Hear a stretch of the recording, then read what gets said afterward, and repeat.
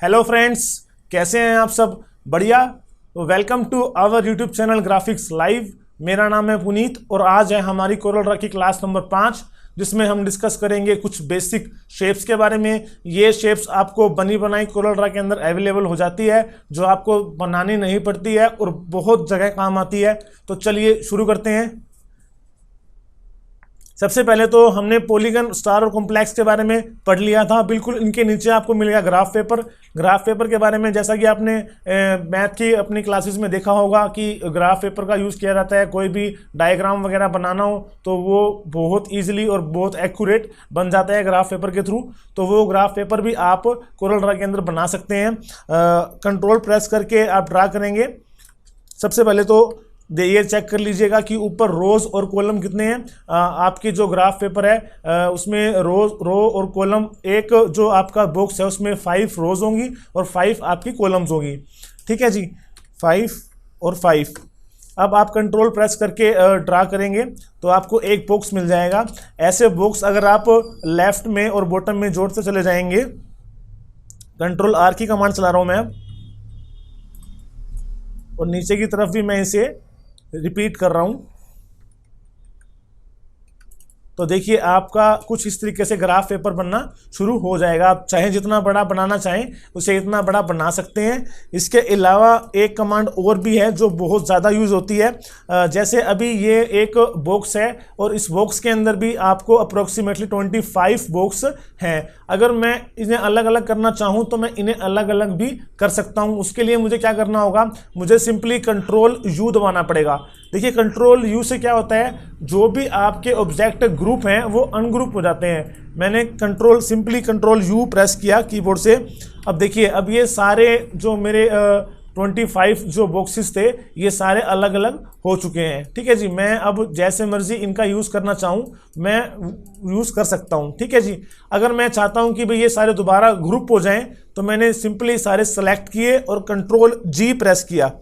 Control जी press करने के बाद अब ये सारे ग्रुप हो चुके हैं। देखिए ये बहुत ज़्यादा इंपॉर्टेंट कमांड है। आपको अगर किसी ऑब्जेक्ट को ग्रुप करना है, मतलब आपने 8 या 10 जितने भी ऑब्जेक्ट हैं वो सिलेक्ट कर लिए और आप चाहते हैं कि बारी बारी आपको ये एक एक ऑब्जेक्ट सेलेक्ट ना करना पड़े, तो आप सिंपली कंट्रोल जी प्रेस कर सकते हैं। उससे ये सारे ऑब्जेक्ट एक ग्रुप की तरह काम करेंगे। आप इवन छोटा बड़ा करना चाहें तो भी ये सारे एक साथ ही छोटे बड़े होंगे। देखिए मैंने ग्रुप कर रखा है, ग्रुप करने के बाद मैं इन्हें छोटा बड़ा करता हूँ तो ये एक साथ ही होंगे। और कंट्रोल यू से मैं इन्हें दोबारा अनग्रुप कर सकता हूं और उसके बाद मैं सेलेक्ट करूंगा तो मेरा एक ही ऑब्जेक्ट छोटा होगा, एक ही ऑब्जेक्ट बड़ा होगा। ठीक है जी, तो ये कमांड थी हमारी कंट्रोल जी से ग्रुप की और कंट्रोल यू से अनग्रुप की। ग्राफ पेपर के नीचे बिल्कुल आपको मिलेगा स्पाइरल। आप चाहें तो स्पाइरल भी ड्रा कर सकते हैं। कंट्रोल प्रेस करेंगे तो बिल्कुल चारों साइड से इक्वल आपको मिलेगा। इस तरह से भी आप स्पाइरल ड्रा कर सकते हैं और इसके अलावा आपको एक शेप और मिल जाती है स्पाइरल के अंदर ही। इस तरह से भी आप ड्रा कर सकते हैं। ठीक है जी, इसमें वैल्यू क्या डालनी है वो वैल्यू भी आप ड्रा करने से पहले मेंशन कर सकते हैं। जैसे इसमें 5 पॉइंट्स है तो आपको लगभग 5 सर्कल के अराउंड आपको इसके अंदर मिलेंगे। और तो आप चाहें तो बढ़ा सकते हैं, जैसे मैंने यहाँ पे 10 कर दिया। 10 करने के बाद मैं ड्रा करूँगा तो देखिए अभी मैंने ये जो दूसरे वाला था वो सिलेक्ट किया हुआ था। अब मैं इसे सिलेक्ट करूँगा तो इसमें भी मुझे 10 ही मिलेंगे। ठीक है जी, इन दोनों में क्या फ़र्क है? इन दोनों में फ़र्क ये है कि इसमें जितने भी सर्कल्स बने हुए हैं उनके बीच का डिस्टेंस बिल्कुल बराबर रहेगा और इसमें जितने सर्कल बने हुए हैं उनकी वैल्यू डबल होती चली जाएगी। ठीक है जी, देखिए ये जो पहला सर्कल है वो, उसके बाद जो दूसरा सर्कल है उसकी वैल्यू डबल है डिस्टेंस की, और उससे अगले में डबल है, फिर उससे अगले में उससे डबल है, तो ये डबल करता हुआ चला जाएगा। बस इतना ही फ़र्क है इन दोनों के अंदर। इसके अलावा अगर जो इनके जो एंड पॉइंट है और जो स्टार्टिंग पॉइंट है उसमें कुछ इफेक्ट लगाना चाहें वो भी हम लगा सकते हैं। जैसे मैंने ये सेलेक्ट किया, मैंने स्पाइरल टूल लिया। अब देखिए मैं चाहता हूँ कुछ एरो टाइप की शेप आ जाए यहाँ से, और यहाँ से एंड एरो आ जाए इस कॉर्नर पे, तो मैं वो भी अप्लाई कर सकता हूँ। मैं सिंपली यहाँ पर गया और प्रॉपर्टी बार के अंदर, और मैंने यहाँ से स्टार्टिंग एरो का ले लिया। देखिए अब यहाँ से एरो बन गया, और सिंपली मैं यहाँ पर गया और मैंने क्लोजिंग एरो का ले लिया है टूल, तो ये मेरा क्लोजिंग एरो यहाँ से हो गया है। ठीक है जी। इसके अलावा मैं अपनी जो आउटलाइन है इसको भी चेंज करना चाहूँ तो उसकी मैं क्वालिटी डिज़ाइन वो चेंज कर सकता हूँ, वो आप यहाँ से कर सकते हैं। डॉटेड चाहिए या आपको कितने पॉइंट डॉटेड चाहिए वो आप यहाँ से मेंशन कर सकते हैं। ठीक है जी। तो ये था हमारा स्पाइरल टूल। स्पाइरल के नीचे ही आपको मिलेंगी बेसिक शेप्स। जैसे ही आप इन पर क्लिक करेंगे आपको यहाँ पर एक आइकन दिखेगा।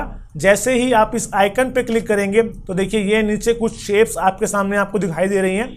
आप ये सेलेक्ट करके ओनली ड्रा करके आप ये शेप निकाल सकते हैं। आपको दोबारा बनाने की या ज़रूरत नहीं है, ये आपको बनी बनाई अवेलेबल हो जाती है। इसके साथ आपको इसकी आउटलाइन कितनी चाहिए विड्थ, तो वो भी आप यहाँ से मेंशन कर सकते हैं।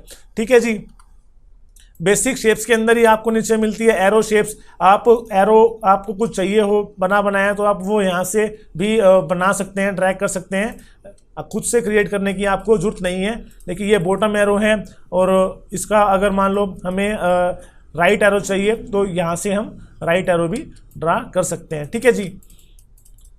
अब देखिए ये अगर हमें चाहते हैं कि जो बॉटम एरो है इसी एरो को ये टॉप एरो में कन्वर्ट कर दे तो हम यहाँ से फ्लिपिंग की कमांड लगा सकते हैं। जैसे ही मैं इसे वर्टिकली फ्लिप करूँगा तो देखिए पहले ये एरो का निशान बॉटम की तरफ था, अब ये टॉप की तरफ हो गया है। फ्लिपिंग की कमांड से इसने इसे उल्टा कर दिया है। ठीक है जी। वैसे ही यही कमांड हम लेफ्ट एरो पर भी या राइट एरो पर भी लगा सकते हैं। अभी ये राइट की तरफ शो कर रहा है, अगर मैं इसे फ्लिप करता हूँ हॉरिजेंटली तो ये लेफ्ट की तरफ शो करेगा।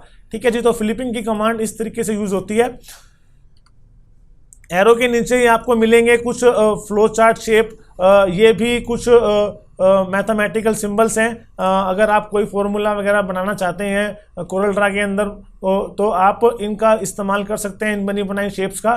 तो वो आपके लिए काफ़ी इजी हो जाता है वो बनाना फॉर्मूले, तो उसमें आपको ज़्यादा परेशानी नहीं होगी। ठीक है जी। इसमें कई तरह के फॉर्मूले हैं, सिलेंडर हो गया,